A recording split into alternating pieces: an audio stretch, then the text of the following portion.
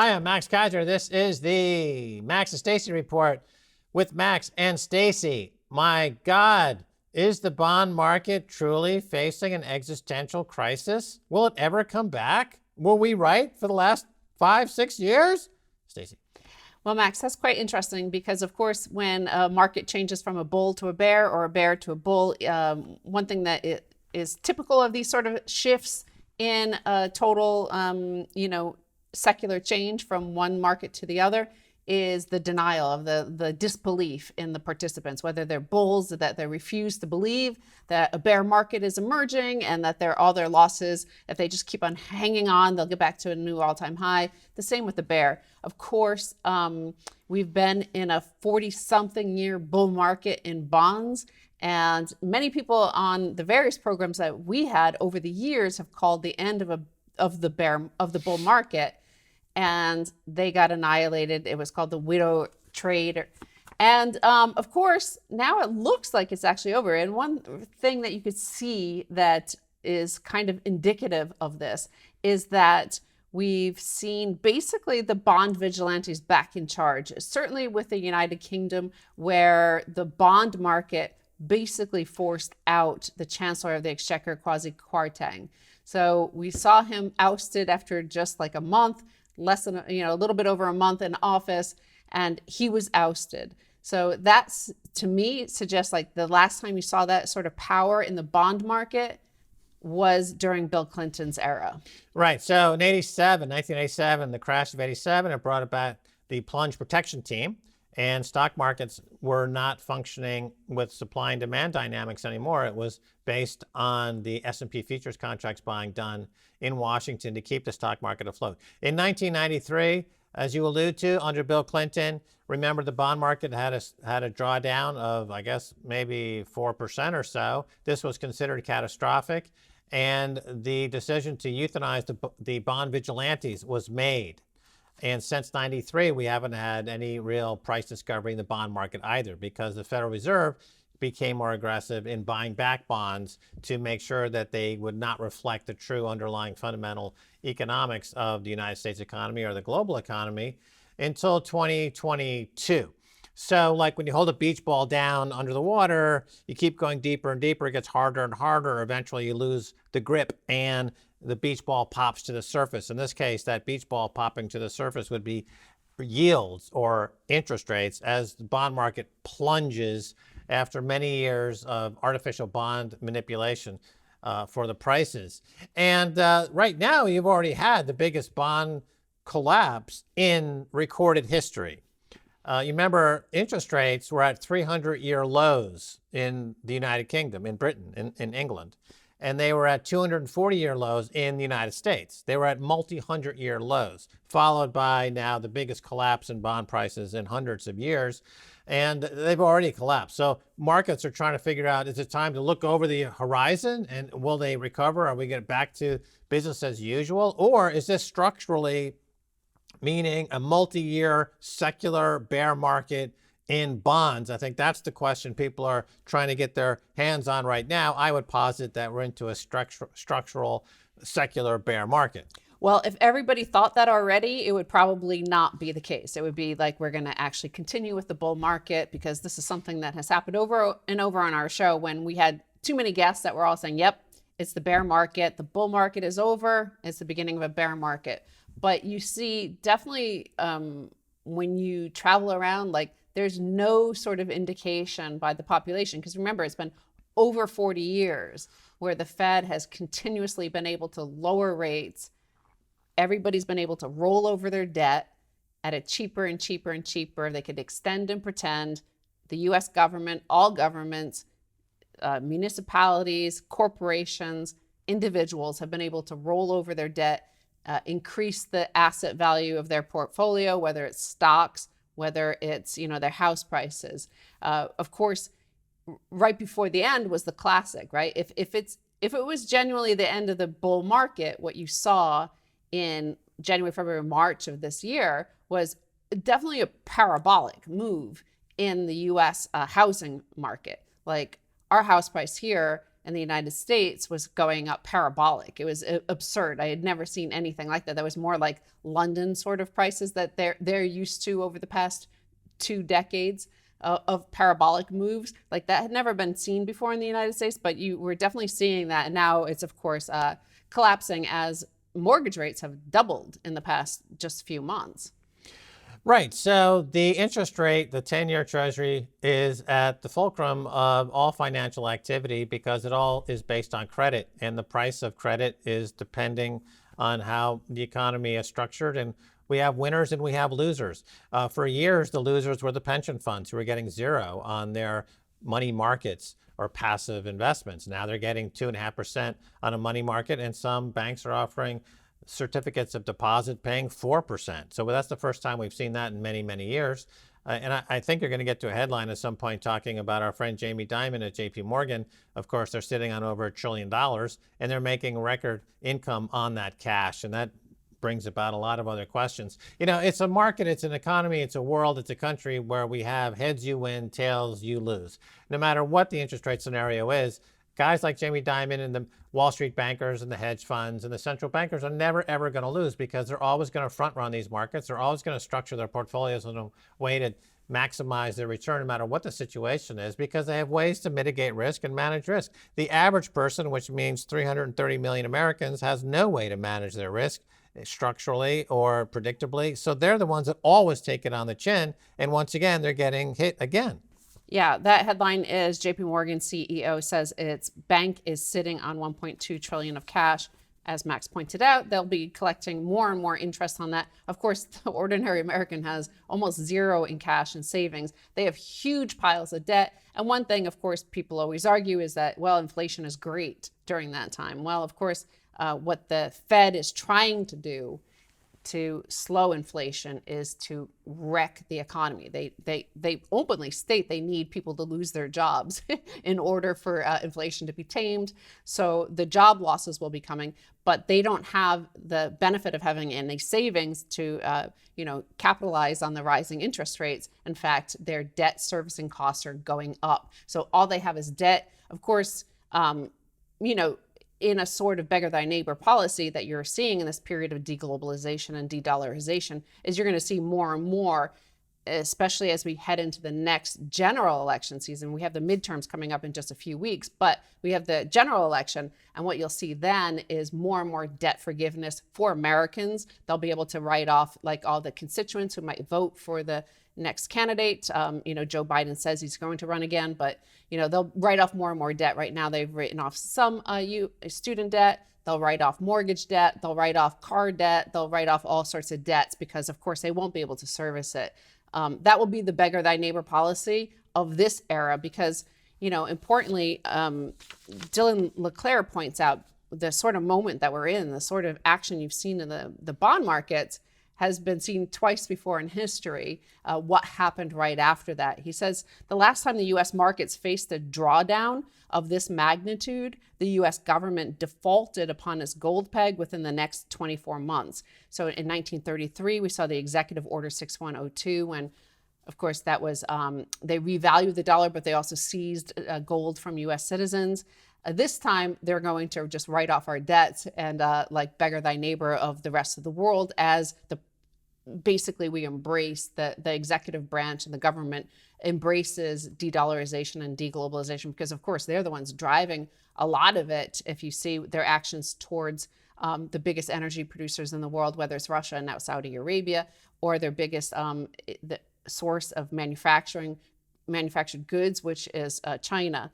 And then 1971, the Nixon shock. So this is the sort of thing within 24 months, within 2 years. So by the next election, we're going to see some sort of dramatic action to default because those were the 2 defaults, really, what we saw there by pulling off the gold standard domestically first in 1933 and then internationally in 1971. So the only way to do that in this next one is to just write off all the debts, the trillions of dollars of debts and mortgages, student loans, auto loans, all that sort of thing for Americans, and the rest of the world will have to pay just like it did during those other periods of the the Great Depression era, and then 1971, the 1970s shocks of the stagflation globally.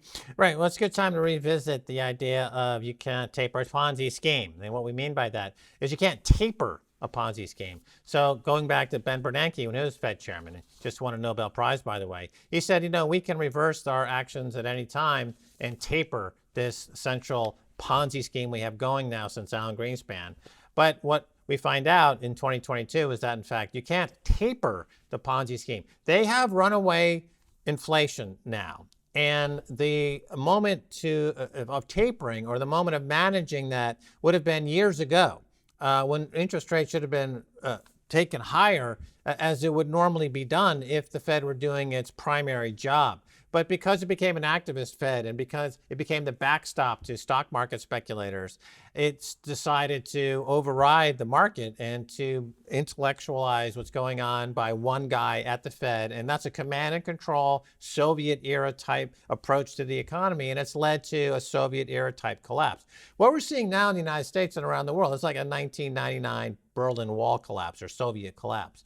The United States economy is in free fall. The only way to get a handle on the inflation is, as we've said, you can't taper it. You've got to break it. You've got to allow the economy to collapse. So they will raise rates until, or forgive loans, as you're saying, which is the same thing, until you have a bond market collapse. There's a lot more room to collapse to stop the runaway inflation. There's always been two choices. Either it's a Weimar Republic print until you get hyperinflation, or you have to allow a deflationary bust like the 30s, like the Depression. At the moment, what Jay Powell is saying is that we're going to go the deflationary depression route. We're going to a default, essentially, on our debts to get a handle on inflation. It's not absolutely certain that that's the avenue they will take. To tell you the truth, I think they're going to chicken out, and they're going to go the Weimar Republic hyperinflationary route within the next few months. Because that's the cowardly way to do it. And these policymakers in Washington, if nothing else, they're cowards. They'll do it globally deflationary. That's what I'm saying, is they're going to write off U.S. citizen debt. And that amounts to trillions. That's the vast majority of debts around the world is U.S. citizens, U.S. corporations, U.S. municipalities, U.S. cities, U.S. pension funds. They'll write off our debt here. The rest of the world will suffer a deflationary collapse because of that, because, of course, they own all the debt. So they're going to get stuck with a bad bill of goods. You mentioned the collapse of the Soviet Union. It did not happen in 99. It was more like 89 to 91, 92 period when the Berlin Wall and everything fell. And another thing that's unique, of course, is Bitcoin. Now, that's I think the thing that really destabilized everything, because I think it revealed all about the system, and it was a path taken. So we can't be certain how much longer the Fed and Jay Powell and the central banks of the world might have been able to extend and pretend, might have been able to roll up all this debt into an SDR, might have been able to do something to continue as is. But of course, Bitcoin was birthed in January of 2009, Chancellor on brink of second bailout for banks. So that's quite interesting at this unique turning point in the fiat system, in the bond market, which is the foundation upon which the entire fiat system is based, that this time the chancellor was forced out. The chancellor was ejected from this fiat system. And that's a new thing for Bitcoin. This is going to prove really what it is, I think, over the next 2-3 years, especially as we head into the US general election, because I think that's going to be the point where they have to do something for the electorate, right, of the United States. I think it'll be forced to a head sometime soon. My guess is that they're going to write off all U.S. debts, all U.S. corporate, municipality, state, city, all debts here will be written off. That's my guess. But you could see this, the event horizon sort of disintegration happening in the system by this headline, I think. The Fed finally did it. They broke the market. The Dow Jones, the 30 largest industrial stocks on planet Earth, is officially more volatile than Bitcoin. So that's what they're swapping places, right? Like we have those layer one monies. Bitcoin is a new layer one money. Before it was the US Treasuries. The entire system that we know for the past, since 1971, as he mentioned, when we went bankrupt and we went on an all US dollar, US Treasury standard, that was the last 50 years of stability. And Bitcoin like triggered the instability. It was the triggering device. I don't think it's any coincidence that since 2009, we've saw the entire disintegration of kind of like culture and the psychology and the mental health of the ruling class of America. I keep writing about this for Bitcoin Magazine, and my next piece will be more specifically how Bitcoin has caused the chaos. Hopefully this point will get through. Bitcoin is the change maker. Bitcoin is the shapeshifter. And as far as the future of Bitcoin, what we're waiting for now is for one of the cartel members to break ranks. So we need a central bank to break ranks from the other central banks, or Saudi Arabia, which is essentially a central bank. My guess is that Saudi Arabia starts buying Bitcoin aggressively. You've got Saudi Aramco. It's the biggest company in the world. They've got trillions of dollars. They've got more money than Jamie Dimon has in cash. And they're going to look at Bitcoin and they're going to be like, well, you know, we're just going to throw this thing under the bridge, this global economy. We're going to own the whole thing. This is a way for Saudi Arabia to take over planet Earth's economy, is to start buying Bitcoin if they want to. Well, the point is that whenever throughout history we've had these sort of epochal shifts, and we've already talked about all these Thucydides trap, the fourth turning, all these generational shifts, you do see it's whoever has the energy. The energy is crucial to where the next phase goes. So Bitcoin is, you know, monetized energy. Yeah, look for Saudis to start pricing their oil in Bitcoin, and that'll be the new thing, the new thing. Well, we're going to take a break, and when we come back, much more coming your way.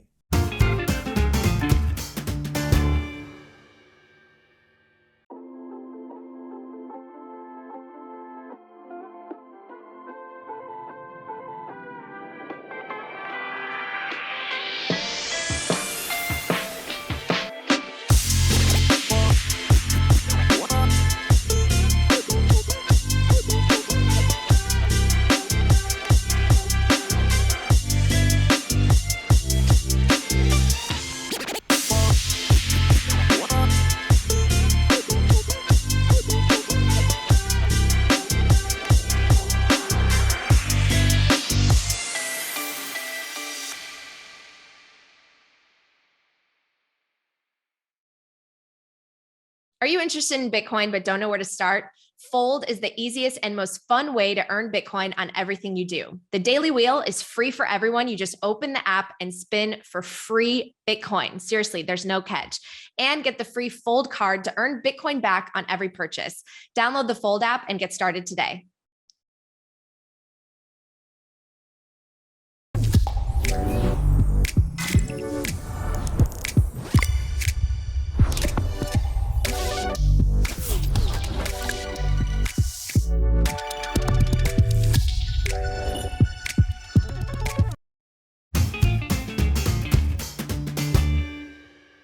Welcome back to Max and Stacy Report. I'm Max Keiser.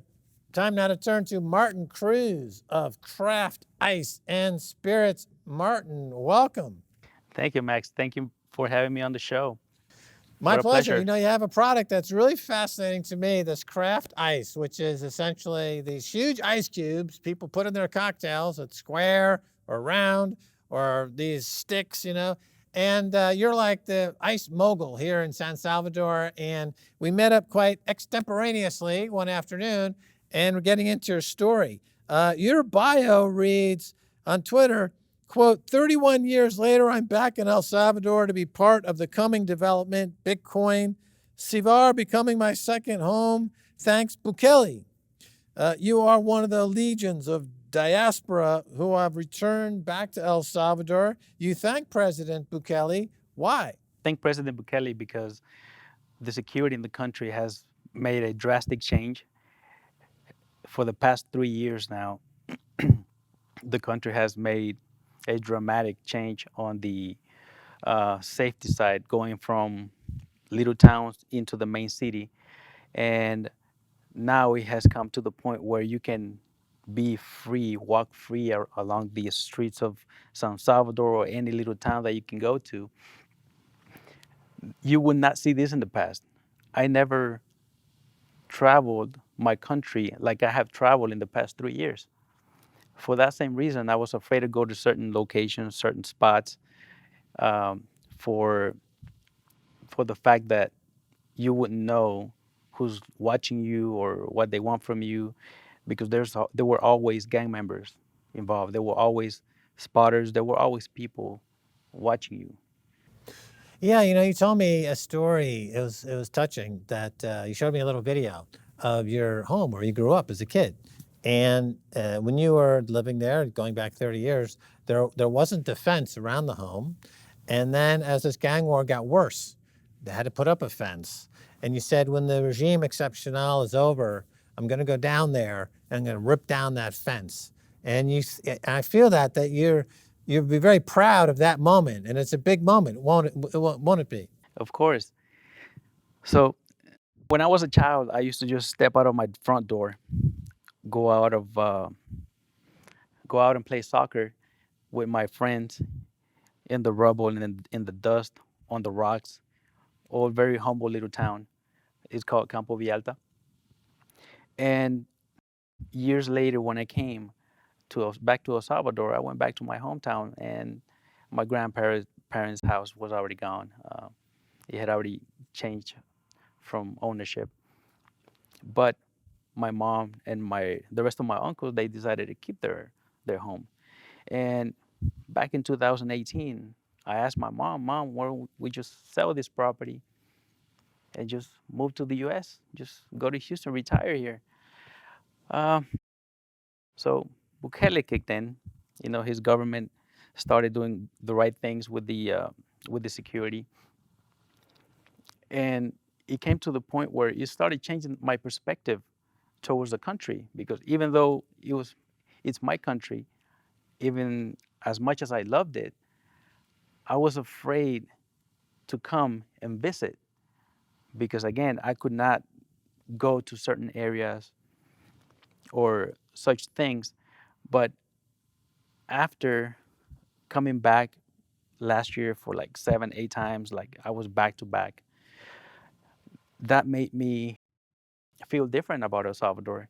The security, how safe it felt, that was something that I had never felt before. So my parents had put up a fence where I grew up, out of our front door, in that little corridor where I used to play, and I used to just jump that little brick wall, which is like 24 inches tall. I used to just break and go, jump and go play with the rest of my friends in the soccer field, which is right in front of our house. But now I see it, and it's not something that I like to see, because it just brings me back to my memories since I was a child. So you were essentially, as so many people were, it's traumatized, and this has been rolled back, and you're actually reconnecting with your past as Salvadoran. And of course, you've been living in Houston and doing business in Houston.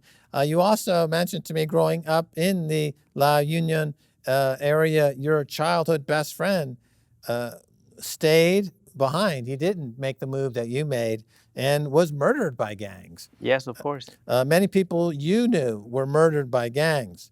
Tell us about the phrase that was used by the pandilla who killed one of these people you knew. Ver, oír y callar, si tu vida quieres gozar. Which means? If you see, you hear, you shut. If life you wants to enjoy. Right. And this is something that everyone grew up thinking, that if you see something, zip it, say nothing, or you're dead. Correct. And now, amazingly, of course, the gangs have pretty much been shut down. Over 50,000 have been locked up. A lot of outside people who don't live here, who are part of human rights organizations, they're saying, oh my goodness, what about the due process of this going on here, la-di-da. But what I say, I'm curious what you have to say about it, is that the human rights of 7 million Salvadorans should come first, right? Absolutely, 100%. Where have they been for the past 30 years? They have never pronounced themselves towards all these people being murder all the relatives. I mean, you can lock up 50,000 gang members, but you cannot lock up a few hundred by accident. It just makes no sense. I think the number of lives that have been saved since the regime began is, I'm assuming it's over 5,000 now. If I do the math, I'm pretty sure that it's way over 5,000 Right. So, lives. so the regime exceptional, according to the calculations, 5,000 lives have been saved so far. I believe so. Yeah. Yes. And of course, the president's popularity rating is above 85%. When he announced he wanted to run for president again, the support was over 90%, close to 95%. Are you surprised by that? No, not surprised by that, because everybody in the country supports him. The people that do not support Bukele, what can I say? It's tough for them to make a case. It's tough to understand where they're coming from. You know, interestingly enough, you know, you're also kind of living in Houston at the same time, and in the United States, it seems like they're having a problem holding on to human rights for the average person. Things are breaking apart in the United States and in places around. Have you made that observation? I have, yes. Yes, it's just going wild, and that's the reason why I just wanted to get away from all the noise from the U.S., because everything is just going crazy, and I decided to just come over here because I do see a future here. I do see building a life here, because of how safe it feels. So the business that you're in, the ice cube business, it's a niche business, but it's because the economy is growing so rapidly, it's becoming a pretty big business. I mean, I think if I'm not mistaken, you're selling thousands of ice cubes a day. So we began back in March, and we have made very substantial growth in the past 3 months. Yes. Does it surprise you? No, it doesn't surprise me, because, again, going back to the way we see how well the economy held in El Salvador, that's what caused me to move here, because I saw that big potential. The president, you guys, and all the new restaurants, all the exponential growth that is happening now. When you go back to Houston, and you hang out with other Salvadoran friends, are they chatting about this, or like, hey, what's going on, Martin? Tell us about this. Are they? I've been over there once since I've been here.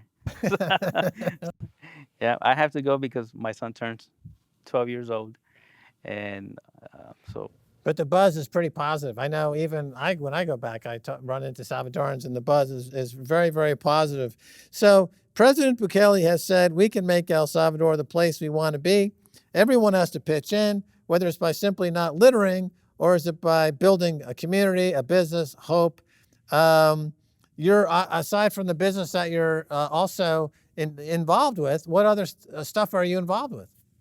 Okay, so we have plans to put together a mini burger, which, because it's mini, we call it Bit Burger, but it's Bitcoin inspired.